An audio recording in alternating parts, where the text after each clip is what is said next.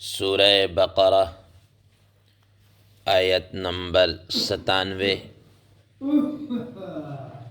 آپ حضرات کے پاس پیج نمبر ہے 28۔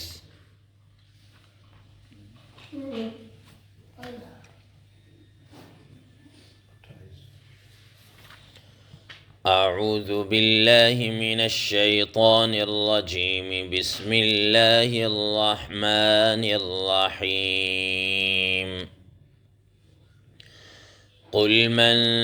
كان عدوا لجبريل فإنه نزله على قلبك بإذن الله مصدقا لما بين يديه وهدى وبشرى للمؤمنين۔ من كان عدوا لله وملائكته ورسله وجبريل وميكال فإن الله عدو للكافرين۔ صدق الله العظيم۔ اللهم صل على محمد النبي الأمي وعلى آله وسلم تسليما كثيرا كثيرا۔ محترم سامعین کرام، ان آیات کا ترجمہ اللہ تبارک و تعالی ارشاد فرماتے ہیں،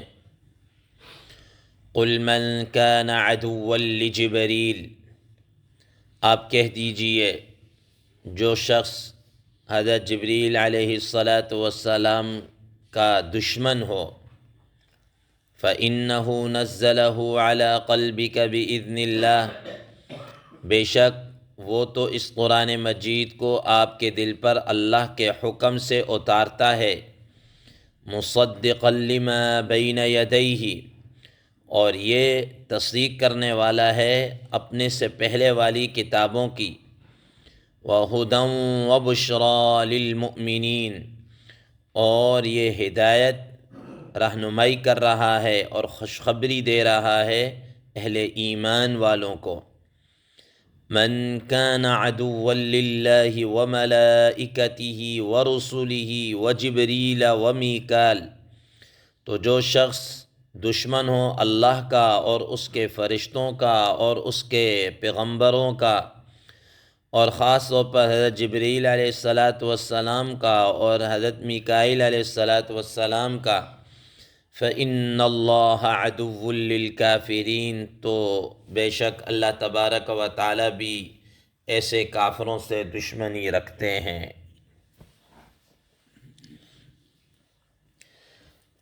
محترم سامعین کرام،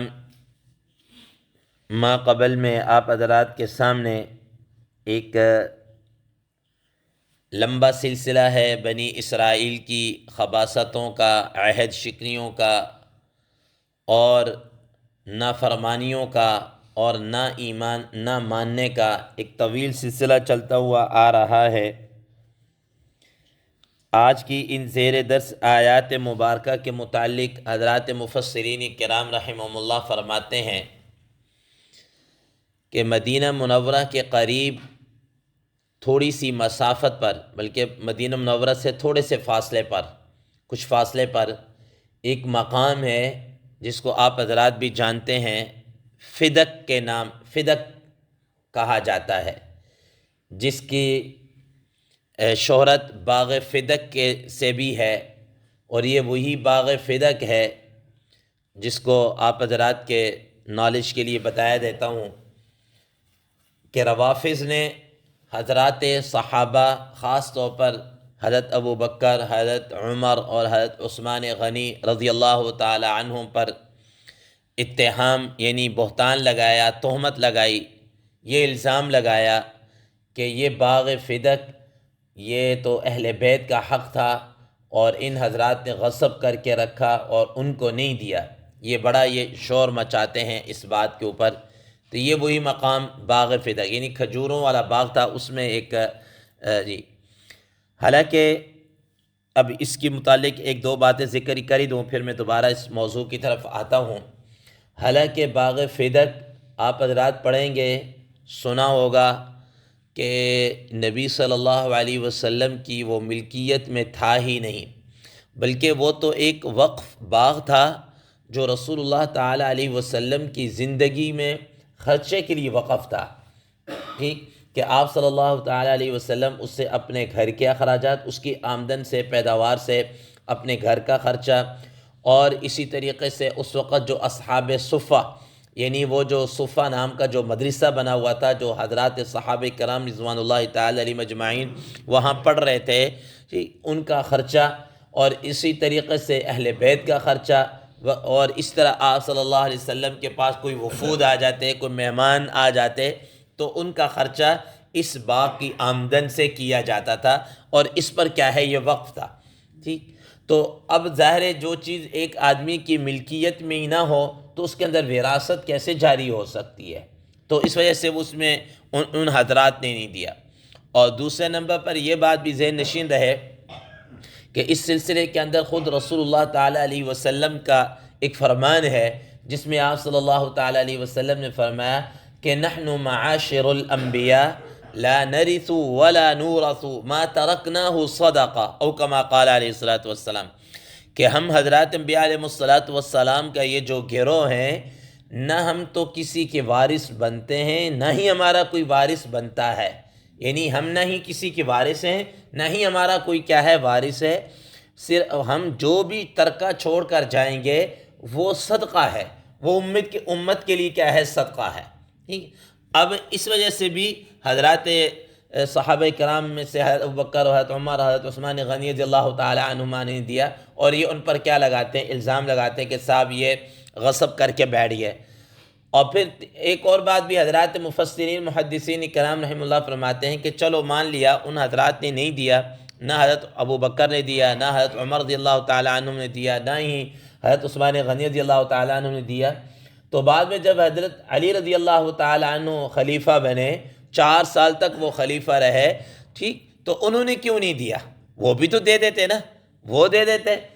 حضرت حسن اور حضرت حسین رضی اللہ تعالیٰ عنہ ان کی اولاد ہیں، ان کی اولاد ہے نا، تو اگرچہ حضرت فاطمہ رضی اللہ تعالیٰ عنہ اس دنیا سے تشریف فرما ہو چکا، ان کا انتقال ہو چکا تھا، ان کے بیٹے تو موجود تھے نا، ان کو دے دیتے۔ تو اس کا مطلب یہ ہے کہ جب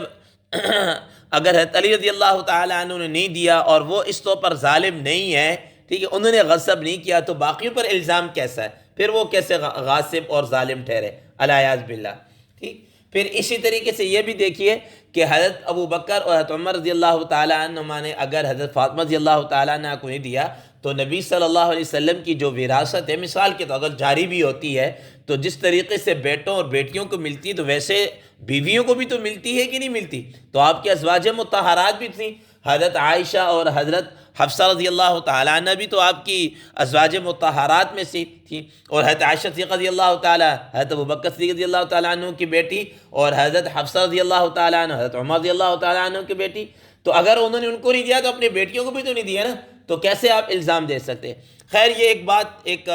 کیا کہتے ہیں، آپ حضرات کے فائدے کے لیے ذکر کر دی، باغ فدق کے نام سے ایک بات آئی تو وہاں پر اصل جو اب اس کا شان نزول جس کے متعلق حضرات مفسرین کرام رحمہ اللہ فرماتے ہیں کہ وہاں پر یہودیوں کا ایک کالج کہہ لیجئے، ایک مدرسہ کہہ لیجئے، ایک انسٹیٹیوٹ کہہ لیجئے، بیت المدارس کے نام سے وہاں پر یہ تھا،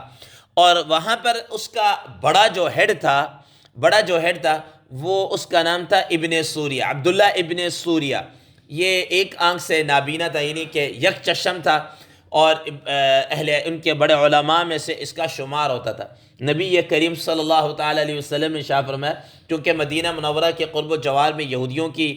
آبادی تھی، تو آپ صلی اللہ تعالیٰ علیہ وسلم نے فرمایا کہ وہاں پر ان کے تقریباً 10 کے قریب علماء، بڑے بڑے علماء تھے۔ تو آپ صلی اللہ علیہ وسلم نے فرمایا کہ اگر یہ یہود کی یہ سارے بڑے بڑے علماء ایمان لے کر آ جائے نا، تو ایک بھی یہودی ایمان سے خالی نہیں رہے گا، لیکن یہ لوگ ایمان لے کر نہیں آئے۔ ان میں سے سوائے حضرت عبداللہ ابن السلام رضی اللہ تعالیٰ عنہ کے، اور کوئی بھی ایمان لے کر نہیں آیا۔ اب نبی صلی اللہ تعالیٰ علیہ وسلم کی یہ عادت مبارکہ تھی کہ آپ صلی اللہ علیہ وسلم تبلیغ کے سلسلے میں دائیں بائیں جایا کرتے تھے۔ تو ایک مرتبہ آپ صلی اللہ تعالیٰ علیہ وسلم نے یہ سوچا کہ یہ ان کا یہودیوں کی یہ درسگاہ ہے، تو وہ اگر نہیں آ رہے یا ان میں سے کوئی آدمی نہیں آ رہا تو میں جا کر وہاں پر تبلیغ کر دوں۔ نبی صلی اللہ تعالیٰ علیہ وسلم وہاں پر تشریف لے گئے، تو وہاں پر عبداللہ ابن سوریہ جو یہود کا بڑا عالم، ملاقات بھی دیگروں سے، تو اس نے کچھ سوالات کرنا شروع کرے، اور یہ بڑا ویسے بھی کھڑپینچ قسم کا تھا، یہ لوگوں کو ورغلاتا بھی رہتا کہ تم نبی صلی اللہ علیہ وسلم سے جا کر یہ سوال کرو، یہ کرو، فلاں سے یہ کرو، فلاں سے یہ کرو۔ تو نبی صلی اللہ تعالیٰ علیہ وسلم سے بھی اس نے سوالات کرنا شروع کیے، مختلف قسم کے سوالات کیے۔ ان سوالات میں سے سب سے پہلا اس نے یہ سوال کیا کہ اچھا آپ یہ بتائیں کہ اگر آپ نبی ہیں تو آپ اپنے نیند کے متعلق بتائیے، خواب کے متعلق بتائیے کیا ہے۔ تو آپ صلی اللہ تعالیٰ علیہ وسلم نے فرمایا کہ بھئی میری صورتحال یہ ہے کہ تنام عینایا ولا ینام قلبی، کہ میری آنکھیں تو بظاہر سوتی ہیں لیکن میرا دل کیا ہے، جاگتا رہتا ہے، یعنی کہ اس طرح نہیں ہوتا کہ میں جس طرح عام آدمی ایک سو جاتا ہے، ایسا نہیں ہے۔ تو انہوں نے کہا کہ بالکل صحیح کہا ہے، ہماری کتابوں میں بھی ایسا ہی لکھا ہوا ہے۔ تو دوسرے نمبر پر اس نے یہ سوال کیا کہ جب مرد اور عورت کا آپس میں ملاپ ہوتا ہے تو یہ بچہ کس کی مشابہت اختیار کرتا ہے اور جنس کی تفریق کیسے ہوتی ہے، یہ جنس کی تفریق کیسے ہوتی ہے، یہ لڑکا اور یہ لڑکی۔ یہ تو نبی صلی اللہ تعالیٰ علیہ وسلم نے فرمایا کہ جب آدمی، مرد اور عورت جب مباشرت کرتے ہیں تو مرد کا جو مادہ ہے وہ سفید کلر کا ہوتا ہے، اور عورت کی جو رحم کی رطوبات ہوتی ہیں وہ زرد رنگ کی ہوتی ہیں۔ اب اس میں جناب جس کا مادہ پہلے کیا کہتے ہیں غالب آ گیا، وہی بچے کو اپنی طرف کھینچ لیتا ہے، ٹھیک۔ اب یہ غلبہ کس اعتبار سے ہوگا؟ غلبہ چاہے مقدار کے اعتبار سے ہو یا یہ غلبہ خروج اور ڈسچارج کے اعتبار سے ہو، یہ اللہ تعالیٰ ہی کیا ہے بہتر جانتے ہیں۔ تو جس چیز کا بھی وہ رحم مادر کے اندر جس چیز کا غلبہ ہوگا تو وہ بچے کو مشابہت اس کی طرف کھینچ لیتی ہے، ٹھیک۔ یہ جنس کی تفریق اس طرح ہوتی ہے۔ تو اس نے کہا کہ ہاں بالکل آپ صحیح، ہماری کتابوں میں یہ بات ایسے ہی لکھی ہوئی ہے۔ تو نبی صلی اللہ علیہ وسلم فرمایا کہ جب تم میری اس بات کی تصدیق کر رہے ہو اور تمہیں پتہ تو تم ایمان کیوں نہیں لے کے آئے؟ تو ایمان لے آؤ۔ تو اس نے کہا اچھا یہ بتائیے، ایک اور سوال اس نے اوپر سے کر دیا کہ جب جنتی جنت کے اندر جائیں گے، جب جنتی جنت کے اندر جائیں گے تو ان کو سب سے پہلے کس چیز سے مہمانی کی جائے گی، کیا چیز وہ کھائیں گے؟ تو نبی صلی اللہ تعالیٰ علیہ وسلم نے فرمایا کہ ان کی مہمانی سب سے پہلے مچھلی یا مچھلی کا کچھ حصہ بتایا کہ اس کے ذریعے سے جنتیوں کی کیا کہتے ہیں مہمان نوازی کی جائے گی۔ اور دوسرے نمبر پر فرمایا کہ بیل کے گوشت کے ساتھ، بعض روایت میں آتا ہے کہ بیل کی گوشت کے ساتھ بھی دوسرے نمبر پر مہمانی کی جائے، اور یہ وہ بیل ہے جو جنت کی چراگاہوں میں کیا ہے چر رہا ہے، ٹھیک، اس کے ساتھ ان کی کیا مہمان نوازی کی جائے گی۔ تو اس نے کہا کہ بالکل آپ نے بالکل صحیح کہا۔ تو پھر نبی صلی اللہ علیہ وسلم فرمایا کہ جب تم مان رہے ہو کہ میں صحیح کہہ رہا ہوں اور یہ نبی ہونے کی علامات ہیں تو تم پھر ایمان کیوں نہیں لے کر آئے؟ اب اس نے اگلا آخری سوال کیا، اس نے کہا اچھا یہ بتائیے کہ آپ پر وحی کون لاتا ہے، وحی کون لاتا ہے؟ تو کہا کہ سیدنا حضرت جبریل امین علیہ السلام کیا ہے وحی لے کر آ رہے ہیں، سیدنا جبریل امین علیہ السلام وحی لے کر آئے۔ اس نے کہا کہ اچھا جبریل امین علیہ السلام وحی لے کر آ رہے ہیں، یہ اگر آپ پر جو ہے نا میکائیل علیہ السلام وحی لے کر آتے تو ہم ایمان لے کر آ جاتے، ہم تو اس پہ نہیں، یہ ہمارا دشمن ہے، یہ ہمارا کیا ہے دشمن ہے، جبریل امین علیہ السلام ہمارا دشمن ہے۔ اب اس دشمنی کی کیا وجوہات انہوں نے بیان کی؟ انہوں نے کہا کہ اس وجہ سے کہ نمبر ایک کہ یہ تو جناب عذاب لے کر آتا ہے، قوموں کے اوپر کیا عذاب لے کر آتا ہے۔ دوسرا اس نے کہا کہ اس وجہ سے بھی کہ ہمارے پیغمبروں نے بتایا تھا کہ آگے چل کر ایک شخص آئے گا جس کا نام بخت نصر ہوگا، اور وہ اس کا یہ حلیہ اور اس کے متعلق بتایا کہ اس کو شروع میں ہی تم نے بچپن کے اندر ہی مار دینا ہے ورنہ یہ تمہارے لیے نقصان کا باعث بنے گا۔ چنانچہ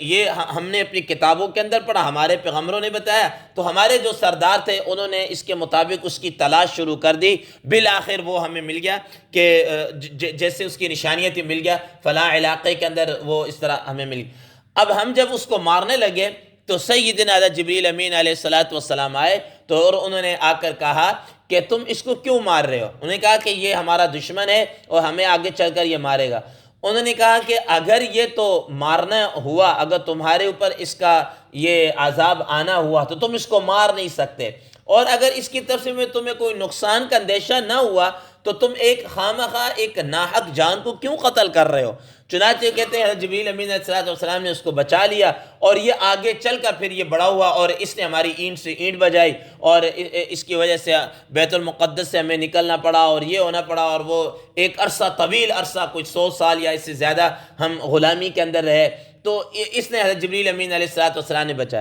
اور اس وجہ سے بھی ہم دشمنی، حضرت جبریل امین علیہ السلام دشمنی ہے کہ یہ ہماری چغلیاں آپ کی طرف لگاتا ہے، ہمارے بڑوں کی باتیں، اور یہ اس قسم کی باتیں انہوں نے کیا کی ہیں کہ جبریل امین علیہ السلام کے علاوہ اگر حضرت میکائیل علیہ السلام کیا ہے